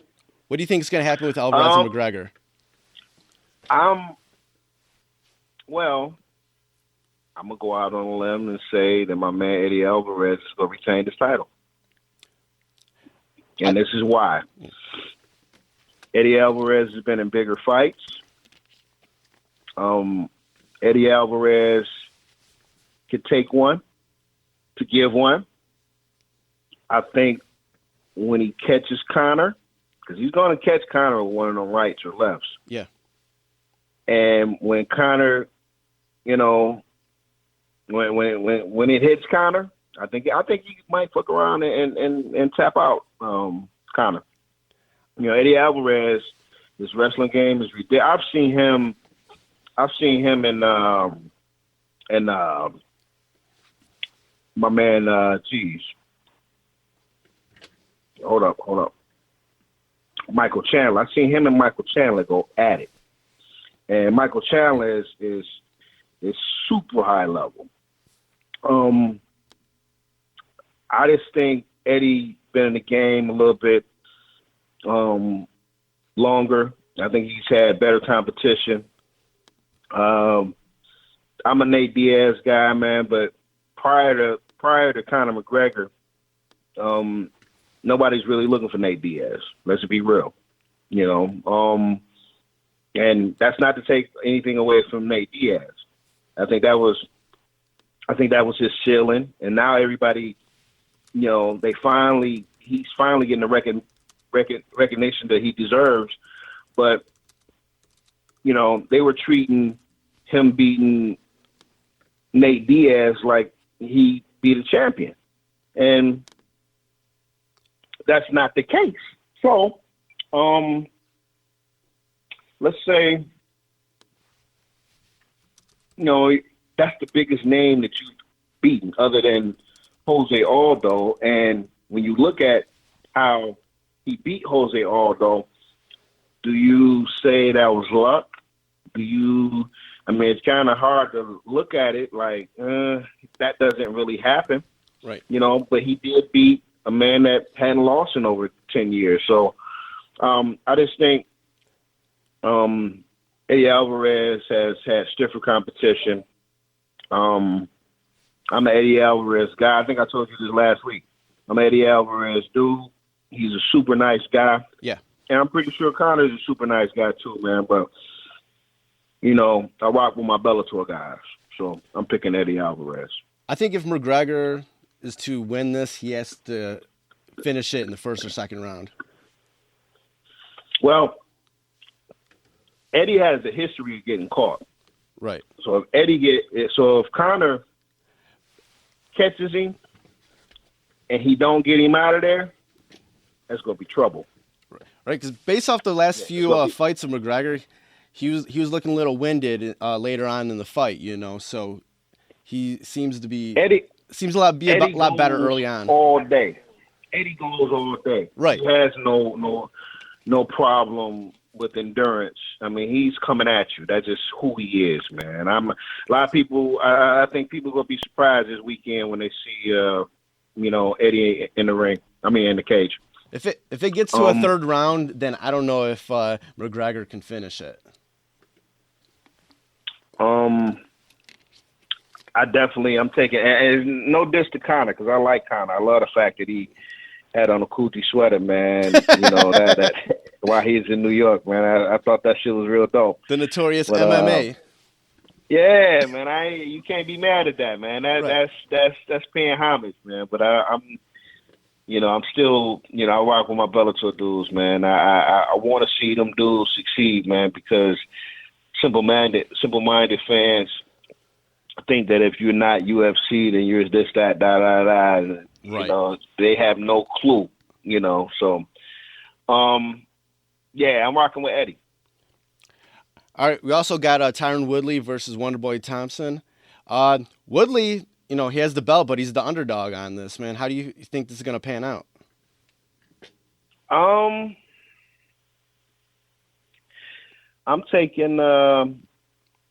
going with Woodley. I'm going with Woodley on the, you know, one of the reasons I'm going with Woodley is I've been watching him from day one when he was on Strike. I think they call it Strike Force After Dark or something like that, where he would be on. Like, I used to watch him and DC on these Strike Force cards when they weren't like the main Strike Force cards. Right. It was something called Strike Force After. It was like where they focus on the up and coming fighters before they reach the main card. Yeah. But I've been watching that dude for a long time, man. You can clearly see that UFC don't want the belt on him. Just, you know, it's politics and bullshit as usual, man, because how do you, I mean, I hate to even keep going back here, but how do you allow Michael Bisping to fight the number 13 guy, but you tell this guy he got to fight the number 1 guy? Right. That's bullshit. Let this man make some money, you know. Styles make fights, but I think Woodley, it took him so long to win this. It took him so long to get to where he's at. I don't think he's going to let this opportunity, you know, get past him, man. Considering the fact, I remember what his last loss was against Nate Marquardt. I think 5 rounds he got knocked out, man. I'll never forget that. And he's been a different fighter since then. Dude has, I don't know if people seen him in the Straight Outta Compton movie, but he was in Straight Outta Compton. Right. You know, he's worked for what he has, man. I root for guys like that. That guy's from Ferguson, Missouri, man. If you know anything about Ferguson, you should, you know, by now. But, you know, he comes from nothing. So when you see a dude come from nothing and have something, then, you know, good for him, man. I'm rocking with Tyron, man. I think his wrestling may play a part, but I think he might fuck around and catch him with a right. You know, definitely might catch him with a right. You know, Tyron is a beast, man. Tyron is a beast. And that's not to take anything away from Wonder Boy. Right. because a lot of people probably don't realize this. I remember when Wonder Boy was managed by MC Hammer. I didn't even know that. Yeah, Wonder Boy, back before they had the Reebok deal and all that, and everybody had people coming up with different management firms for MMA fighters. Yeah. Hammer had a MMA managing company, and Wonder Boy was one of his people that was signed up under him. I don't think they have that relationship anymore, but yeah, at one time that was Hammer's fighter.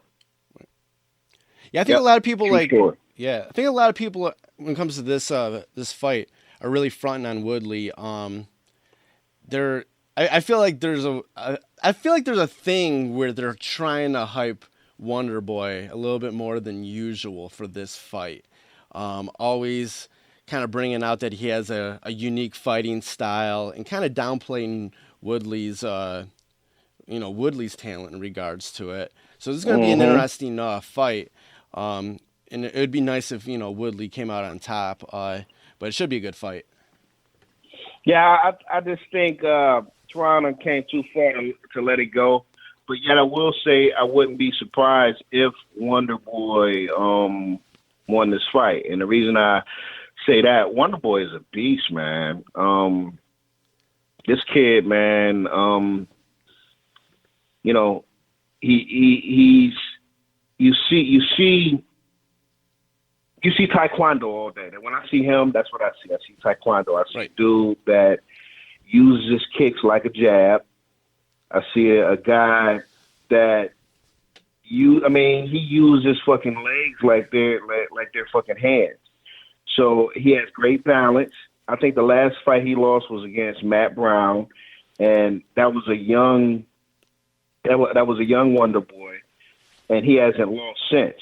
I mean, Matt Brown took him off the ground a couple times, man, and that pretty much was the end of it. He couldn't do anything.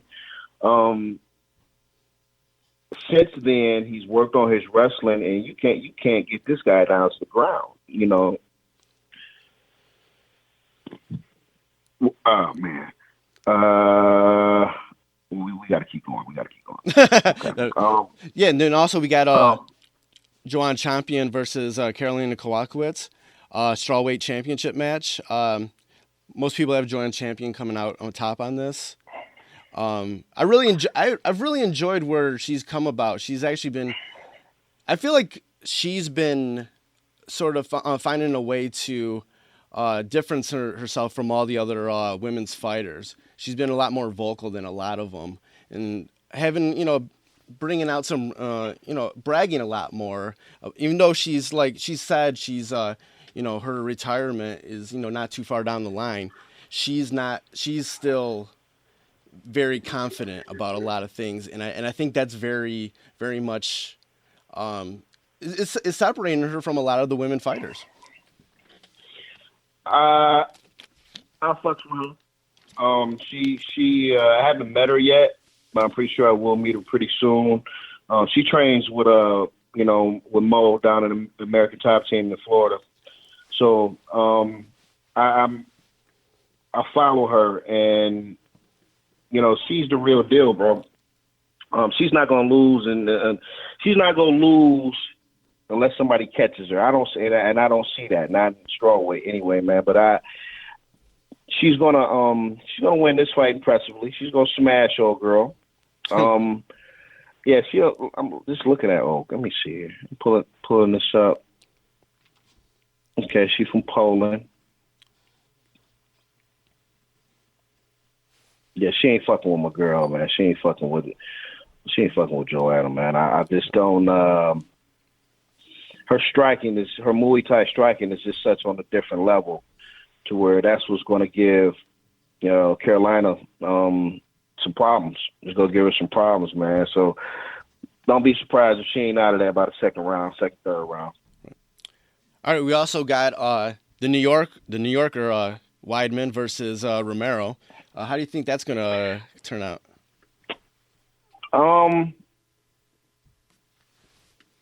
I think, it depends on depending on what Chris Weidman shows up. I mean, he's in his home. This is the first time he gets to fight in his hometown. He's the New Yorker. He's definitely been the guy who's lobbied to get this happening in New York. So I feel like he has a lot of momentum, probably personally, to go out there and really, really, really show up. I think it just depends on what Chris Weidman. If we got a healthy 100% Chris Weidman, then yeah. But if you got a Chris Weidman that's not 100%, I think considering his judo was pretty nice. This is a gimme fight. I mean, this is a pick'em fight, man. This is it's gonna be a toss up, man. Like, we're just gonna see what happens, man. Yeah, we're gonna have to see what happens, man. But if I have to get an edge to somebody right now, I'm gonna give it to Romero. Right. He land one of them heavy shots, man. Man. Also, we got Kelvin Gastelum versus the Cowboy, Donald Cerrone. That's another tough fight, man. Because Kev is a beast, and we know Cowboy is a beast, man. I'm just gonna say I'm gonna go with Cowboy right now. I'm gonna go with Cowboy. Cool.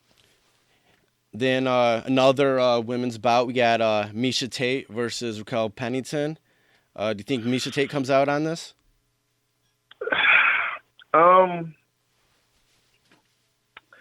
I shouldn't be like I don't even care, but yeah, because Miesha Tate, man, she turns me off, man. I mean, don't get me wrong. I mean, you know, okay, we go with Cupcake over Pennington.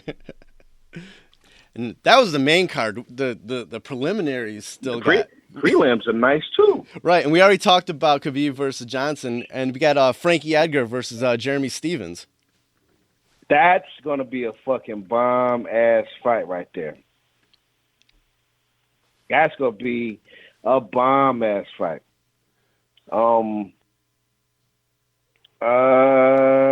Let's see here. Who am I gonna take in this fight? I'm taking. I don't know. That's a tough ass fight to pick too, man. Because they both. I'm gonna go with Frankie Edgar.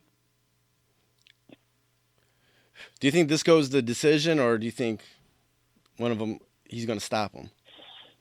Somebody get knocked out. Somebody get knocked out.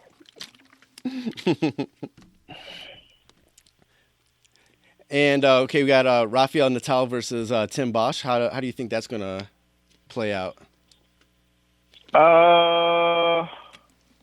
Let's see.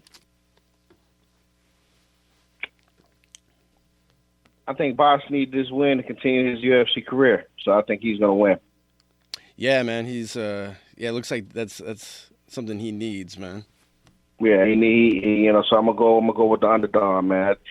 Shit, he, barely fuck around got on this card, man. He didn't win his last fight, he's gonna get cut. Right. So I think he needs when people backs are against the wall, you pretty much see different fighters, man. His back against the wall, I think he needs this. And then we also got Vicente Luque versus Bilal Muhammad. And we're gonna go with. I'm gonna go with Luke. I'm gonna go with Luke. Right. And rounding out the early prelims, you got Jim Miller versus Thagio Alves. The Pitbull. Yeah, I'm gonna go with Diego Alves, and I think and I like Miller. He went to Michigan State, but he's gonna lose that fight tomorrow. Then we got Liz Camouche against Choker Gang. So I haven't seen Camouche do, I haven't seen her fight in a while. I'm going to go with her for one reason. Okay. For one reason. She's a United States Marine. Marine. Yeah, she's a Marine, man. So I'm gonna rock with the double dog. All right, that rounds out that card. It's gonna be a long day, but it's gonna be a good card. Yeah, it's gonna be super, man. I'm just looking forward to Saturday, man. Saturday gonna be dope, man. So, what time? Well, we'll discuss that, man. But I'll definitely, everything will be. Make sure we have some wings and things over here going on, and we gonna have a good Saturday. Right, and kind of finishing up the MMA talk for this podcast. While we were all freaking out about the elections, Rizin went ahead and had a press conference to announce their open weight tournament that's going to be happening December 29th and the 31st. And one of the matches is Wanderlei Silva versus Mirko Cro Cop. Yeah, it depends on which one of them shows up. Wanderlei is. I've already went on record and said he's one of my favorite fighters, and one of the reasons that I really got back into MMA like I am in right now. I hope, I've been watching some footage of Wanderlei sparring, man. He looks like the old Wanderlei, man, and we gonna see. Cro Cop might fuck around and get knocked out. Right, and Shane Carwell is in the tournament also. He's going against Amir Likabari. Shane should win. Yeah, Shane should win that tournament. And hopefully that sets him up for a bigger fight, later early in 2017. Right. So we'll speak on that later on. Yeah, there's a lot of MMA going on to close out the year, those last few days, but I'm super excited to catch some of this the Rizin events. There's also going to be a rematch from our boy Felony. Oh, that's my man. That's my guy. Felony, the crazy horse, Charles Bennett, is going to rematch against the guy he knocked out before, Kimura. You know what? I'm gonna try to. I'm gonna reach out to him, man. See if we can get him on this podcast, man. I think that would be super. Yeah, that would be super entertaining, man. He's cool like that too, man. I'm gonna reach out to him, see if we can do something, man, before he go over there. Yeah, so I'm super excited to see what happens on this rematch. The last time, that shit was one of the craziest things. Like we already said on this podcast, it was one of the craziest things I've seen all year. There was so much pageantry, so much shit talking before the match, especially from Minoru Kimura's side. And then he just goes out and just knees. Oh my God. Knocks that dude out in seconds. That shit was incredible, man. Charles went through a lot, man. He's a very polarized character, man. Right. And just to see him shining again, because he was doing a lot of cage fighting stuff in Florida, man. And, I always felt like he needed to be on a bigger stage, and he's a very because of his his past, he's basically been blackballed by bigger organizations. So Bellator hasn't touched him, UFC definitely not gonna touch him, and he hasn't really gotten a chance. So the fact that Rizin gave him a chance to be on a bigger stage, and we get to see him on a bigger stage now, to me, that's what it's all about. And from here, I'm happy for that story. And from hearing him recently because he was on the MMA Hour right after that bout we were talking about. From hearing him on there, and then I just saw this. There was a tweet that Cristiano Marcelo posted on Twitter, a picture with him, and he goes, 10 years ago, we had a problem, but nothing better in life than to evolve personally and spiritually. Nice to meet you. And it's them two smiling together. So it's super, from what I get is like, he's trying to, whatever problems he had in his past, he's trying to get past them and trying to get somewhere else. Yeah, man, because, everybody, you evolve every day. You're not gonna be the same person that you was yesterday.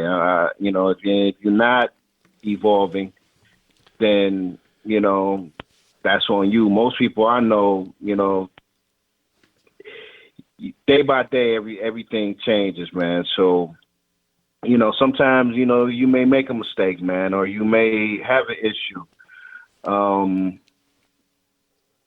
It's just like, wow, this fucking, like, wow, you know, and to see him, you know, get some love from Rizin, and you know, because I'm pretty sure they expected him to lose, you know, but he wound up winning. So now he has more leverage, and they're gonna probably give him more money. And he brought a lot of attention to Rizin, a lot. Oh yeah. I remember watching the card last year, man. I was actually supposed to go over there with Mo last year because he won the Open Grand Prix tournament last year. So hopefully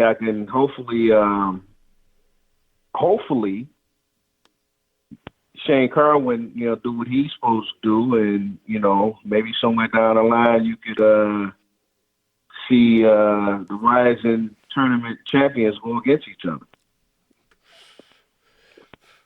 Definitely. And to kind of close out this podcast for this week, there's another bit of big news in the world of MMA in regards to John Jones given a 1-year suspension from USADA, and he was also stripped of his light heavyweight interim title for the second time in 2 years. What do you think is going through this guy's head at this time? What do you think he has to do to repair? I know we already kind of talked about it before, but what does he have to do at this point? Because this guy has that it thing that we talked about. He can be a superstar. He can be everything that this industry wants out of somebody. He has the look. He has the swagger. He has the talent. But and even Dana White said in regards to after his suspension, he called him the greatest talent ever and the biggest screw up ever. Like, what does this guy need to do?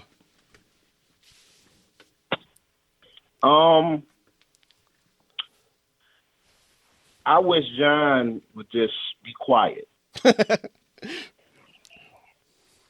I wish he would just be quiet. Because I used to be a John Jones fan, man, before he became popular. I was watching John Jones when he only had 5-6 fights. Right. So, you know, you've seen the greatness. I remember I used to chop it up with him on Twitter all the time, and then, you know, he got big for the bridges. And there's nothing wrong with, you know, thinking you the shit, but you got to have some humility too. And I don't think John Jones is humble. I think he, you know, put it this way, before he got caught up in the news as far as that cocaine shit, I used to have conversations with fighters that would tell you that he was doing that shit. So, and that was 2 years before he got popped, you know, in the media for it. As far as like, oh wow, they found cocaine in the system, blah blah blah. That was the morning breakfast chat for 2 years. And what most people would say is, I'm surprised it took that long to catch him. Now I would see, you know, little shit on Twitter and the internet, like, you know, females would say stuff like that, man. So usually where there's smoke, there's fire. I want to see John Jones win. You don't want to see, you know, a guy with that talent not win. I mean, that dude's incredible, man. But what turns me off more than anything is, like, I'm big on humility, man. I've had my points in life where, you know, you could think you the shit and something bad happen, and, you know, you find out that you're no better than anybody else, man. And usually it takes one time for that to happen. John, I've had 2-3 times to where he's fucked up, and it still ain't, humility still ain't hit him yet. Hopefully he just grows up, man. Hopefully he grows up and you know, transcend the name, man. I mean, you can't deny what he is, man, but get your mind right, man. You know, I heard him say some shit like when I hear people say, man, well, I got more money in my bank account. What does that mean? It's a lot of hoe ass dudes that got a lot of money in their bank account. That don't make you not a hoe ass dude. It's a hoe ass dude with money. You know, yeah, so definitely. I'm just being real. You know what I'm saying? You know, people, they'll say, "Oh man, you know, I got 100,000. I got 15 million in the bank. What you got? What does that have to do with you being a dick? That don't mean shit. It means nothing. If you a dick, then you're just a dick with $15 million. So, you know, it is what it is, man. But I want to see John Jones win. But most importantly, I think he needs to shut the fuck up and make his access limited to the media. I think his team needs to take his Twitter away. I think he don't need none of that. I think what he needs is just to go in there and win. Winning solves all problems. You know, when you're trying to get your image back and you're trying to do this, that, and the other, you don't need to be saying whole ass shit about other people in the media. I mean, you know, other fighters. Right. Who are you, bro? Who are you to even be clowning people when, you know, it don't get no lower than hitting a pregnant lady, you know, in a car and fleeing from the scene on foot and leaving your vehicle and then coming back to grab a stash of who knows, you know. And if you ask me, I think you know where I'm going with that. But it's like, wow, dude, who are you? You know, yeah, you're John Jones, a fighter. You're John Jones, the world champion. But more importantly, you're John Jones, the human asshole. So hopefully he can just, you know, I want to see dude win. I do. Who don't want to see John Jones win, man? But I just think he needs to grow the fuck up, straight up. Right, man. He's a tremendous. He has pretty much everything going for him from a talent and look standpoint that most fighters would love to have, you know. And he has so many opportunities and he has the talent that he can be a legitimate face of this industry. But he needs to get his shit together, you know. And if he can get his shit together, shut the fuck up, and win a few bouts impressively, he'll be back on track. People will fuck with him again. All is forgiven. But at this Think point, about that. Mike Tyson went from being the most hated figure in sports to right now being one of the most loved guys ever. And I know he's not in sports anymore, man. But you could change the perception of, you know, it just, people know when you grow. And I don't mean to clown on the way that I clown him, but I'm just so disappointed. And as soon as you think he's getting over that hump, he do something else that make you be like, wow, okay, wow, this dude, he still ain't learned yet. You know, and then, like I say, it kills me when I hear guys say, well, you know, I got 15 million and I got 20 million. Oh, I don't want to hear that. But you're still a bitch, though. What does that mean? What does that mean when, you know, your own boss clowns you? Dana White clowns you. You know, that would be enough for me to be like, fuck you, release me from my contract. You know, because Dana, 1 minute he'll say he's the greatest, and then he'll call him the biggest fuck up ever. And they're both true.